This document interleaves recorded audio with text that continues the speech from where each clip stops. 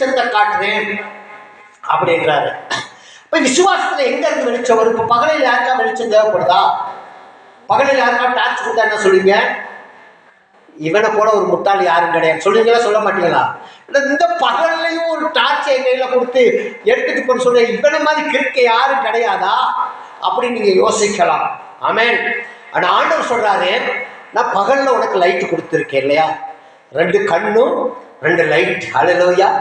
2 கண்ணும் 2 லைட். இப்போ பகலில நமக்கு லைட் தேவையில்லை, ஒத்துக்கிறேன், நானும் ஒத்துக்கிறேன்.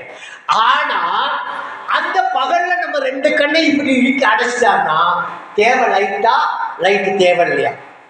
பகல்ல நடக்க நமக்கு கண்டிப்பாக லைட் வேணும். ஆமென்.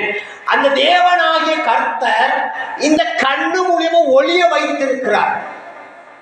என்ன வச்சிருக்காரு? ஒளி வைத்திருக்கிறார். அந்த ஒளி தான் நமக்கு இதெல்லாம் காட்டுது. புரியுதா? இந்த மைக்கை குறித்து நான் பேசிக்கொண்டிருக்கேன். இதே போல எத்தனை மைக் இருக்குன்னு உங்களுக்கு தெரியுமா? இதே போல எத்தனை மைக்கை பார்த்துருப்பீங்க. புரியுதா உங்களுக்கு? சில மைக்குகள் இருக்கும் அரசியல்வாதி கையில் இருக்கும், அது கட்சியை குறிச்சே பேசும் இல்லையா? சில மைக்குகள் இருக்கும் பாடகர் கையில் இருக்கும், பாடிக்கிட்டே இருக்கும். சில மைக்குகள் இருக்கும் உடனே போய் ரிப்பேரா கிடக்கும். ஆனா இந்த மைக்கு வந்து ஒரு பாக்கியம் என்னன்னா, தேவனுடைய வார்த்தை மாத்திரம் பேசிக்கொண்டே இருக்கு இல்லையா? அப்ப இந்த மைக்கு எவ்வளவு ஒரு ஆசீர்வதிக்கப்பட்ட மைக்குன்றது உங்களுக்கு புரியுதா? சில மைக்குகள் பார்த்தீங்கன்னா ஒன்றுக்கு சம்மதம் இல்லாதவங்க சிக்கிக்கொண்டு அது தடுமாறி கொண்டு அரசியல்வாதி கிட்ட ஒருத்தர் பொய்ய பேசுவான், ஒருத்தர் உண்மையை பேசுவான், இன்னொருத்தர் பொய்ய பேசுவான், இன்னொருத்தர் கெட்ட வார்த்தை பேசுவான், இன்னொருத்தர் அசிங்கத்தை பேசுவான். இதுக்காக நிறைய மைக்கு தயார் பண்ணப்பட்டது. ஆனா தயார் பண்ணப்பட்ட மைக்கில் இந்த மைக்கை வாங்கும்போது நம்ம சபைக்கு வரும் நம்ம நினைச்சோமா? ஆனா அது எந்த இடத்துல வந்து இருக்கு? பரிசுத்த ஆவியானவர் பக்கத்துல புல்பட்டில் இருக்குது. ஹல்லேலூயா.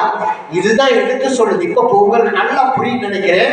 இப்ப ஆவியானவர் உங்களோட பேசுறது, நான் பேசுறதை காட்டி இந்த மைக் எடுத்து கொடுக்கறதா ஆவியானவர் உங்களோட பேசுறது போல இருக்கும். ஆமென். புரியுதா உங்களுக்கு? நான் பேசுறது பையா தான் பேசுறேன். இந்த மைக்கு என்ன செய்யுது? உங்களுக்கு நல்லா எடுத்து கொடுக்குது. இன்னும் கொஞ்சம் பேசணும். அதே போலதான் ஆண்டவராக இயேசு கிறிஸ்து சொல்றார், நம்ம கண்ணுக்கு தேவை வெளிச்சம். கண்ணுக்கு தேவை வெளிச்சம். இரவுலையும் வெளிச்சம் தேவை, பகல்லையும் வெளிச்சம் தேவை. எல்லா நேரத்திலையும் நமக்கு நல்ல கண்ணை உருவாக்குறவர் அந்த ஒளியை கொடுத்திருக்கிறார். அல்லேலூயா. அப்ப நல்ல வெளிச்சத்தை ஆண்டவரை கண்ணு மூலியமாக ஆண்டவர் தெரியப்படுத்துறாங்க. நீங்க சந்தோஷப்பட வேண்டும். அல்லேலூயா. அல்லேலூயா. இதே கண்ணு பாருங்களேன் நமக்கு எவ்வளவு துரோகம் பண்ணுதுன்னு. இதே கண்ணு நமக்கு எவ்வளவு துரோகம் பண்ணுது பாருங்க. கண்ணு யார்கிட்ட இருக்கு? நம்மகிட்ட இருக்கு. இந்த கண்ணு என்ன செய்யுதுன்னா நமக்கு அநேக துரோகம் பண்ணுது. என்ன துரோகம்?